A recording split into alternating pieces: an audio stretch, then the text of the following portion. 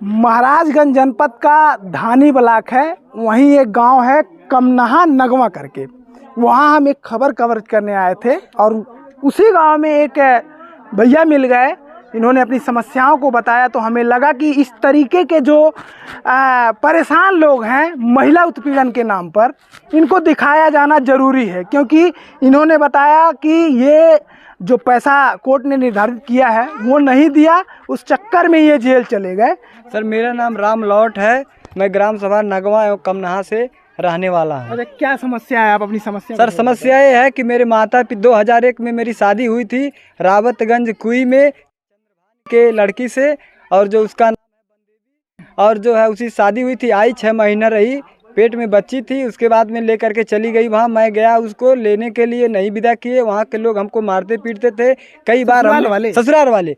कई बार मैंने वहाँ पुलिस थाना दरोगा कुछ करके सब कुछ करके परेशान हो गया, कुछ नहीं हुआ। वहाँ के लोग बोलते हैं तुम कमाते नहीं हो तो नहीं जाएगी ये, क्या कि हम यहाँ घर पे रहने लगे। फिर उसके बाद में कोर्ट कचहरी, लोग कहें कोर्ट कचहरी कर दिए। कोर्ट कचहरी करने के बाद 2013 से चल रहा था, 2016 में जो है पैसा दे करके वो जो है एक तरफा डिग्री करा लिया। जज ने हमसे कुछ भी नहीं पूछा कि तुम ले जाओगे कि नहीं ले जाओगे, हमसे कोई बातचीत ही नहीं हुआ। वो जो है 3000 रुपया खर्चा लागू कर दिया। अब जो हमारे पास जो भी पैसा था, खेत घर दोनों बेच करके सब कुछ मैं उस कोर्ट कचहरी में दे दिया। हमारे पास सब कुछ रह नहीं गया है। मैं जब खाने के लिए बिलक रहा हूँ, इधर उधर देश प्रदेश जाता हूँ, 1 महीना 2 महीने में चले जाते हैं। मेरी तबीयत भी खराब रहती है, अब मुझे जेल भी करवा देती है और मैं इसलिए परेशान रहता हूँ। कितना पढ़े लिखे हैं? मैं सर बीए फाइनल हूँ। अच्छा। और अभी क्या काम करते हैं? सर मैं काम कुछ नहीं करता, बेरोजगार हैं। और लखनऊ से कंप्यूटर किए हैं, ADC advance diploma in computer information software engineer हूँ। उसके बाद भी सर मैं पहले पढ़ाता था, अब मेरी स्थिति नहीं सही है, अब मैं कहीं पढ़ाता भी नहीं। आज तक बच्चों को पढ़ाते भी थे सर। अच्छा जी अच्छा, सर। एक चीज़ बताइए, जो आपकी पत्नी है, पूर्व पत्नी कहें या पत्नी कहें, जो भी उनका जो आरोप था वो किस वजह से, क्या बोल के यहाँ से छोड़ के आपको चली गई? वो कह रही है हमको यहाँ अच्छा नहीं लगता, हम यहाँ रहेंगे नहीं, हमको आधा दे दो, खेत बाड़ी घर द्वार आधा दे दो, हम तुमसे मतलब नहीं है। हाँ, और हमको पूरा खर्चा दो, मैं नैहर में रहूँगा। जब भी जाते हैं उसके 5 भाई हैं, वो लोग मारते पीटते हैं।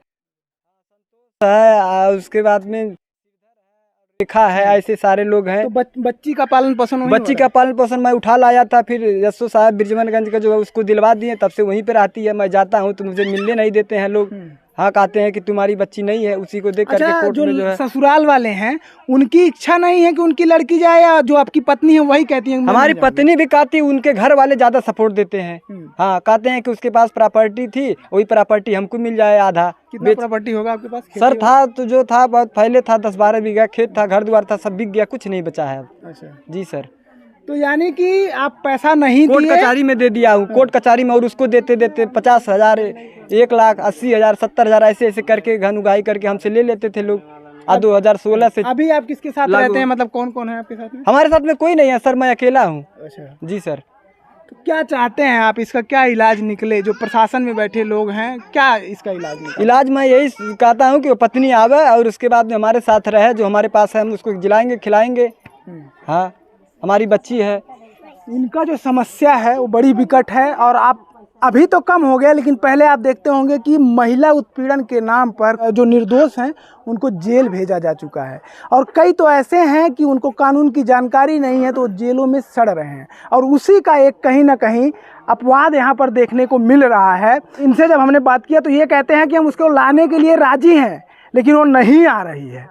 वो कहती है कि जो मेरा खर्चा है वो तुम दो, और मैं अपने जो मायका है उसमें रह के और वही खर्चा खाऊंगी और आऊंगी भी नहीं। और ये अभी बता रहे हैं कि बेरोजगार हैं, इनके पास कुछ बचा नहीं है, और ये खर्चा नहीं दे पाए, इस चक्कर में उनको जेल भी हुआ है। और एक चीज़ हम आपसे जानना चाहेंगे कि उनकी शादी कहीं हुई है या क्या, मतलब ऐसे ही हो रह रही हैं अभी? सर वो अफेयर एक दूसरे से और ऐसे करके ज़िंदगी जीती है, और लोरोटो गर्ल्स में पीपीगंज के पचुटामा के पास वहाँ पढ़ाती है वो। अच्छा। शिक्षिका है। अच्छा। हाँ, 15,000 रुपये तनख्वाह है उसकी। तो ये स्थिति है, मतलब अफेयर कहीं ना कहीं, जो इनके अनुसार, मैं तो नहीं कह रहा हूँ, ये बता रहे हैं कि अफेयर भी है।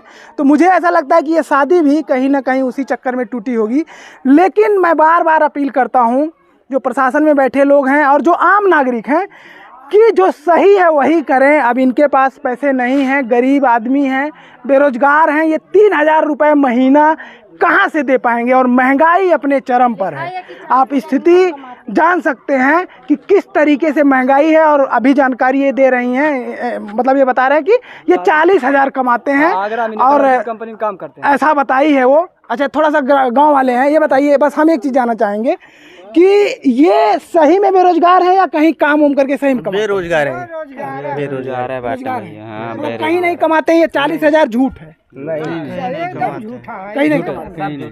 तो ये कहीं नहीं देखिए, कमाते। ग्रामीण इकट्ठा है, ये लोग भी बता रहे हैं कि ये 40,000 रुपए नहीं कमाते हैं। तो मेरा बार बार निवेदन है शासन प्रशासन से कि इस तरीके के लोगों को प्रताड़ित ना करें, वो भी महिला उत्पीड़न के नाम पर। अगर आपकी कोई ऐसी समस्या है तो आप हमें कमेंट में बता सकते हैं। उसका भाई धमकी आज भी फोन किया था, बोला तुमको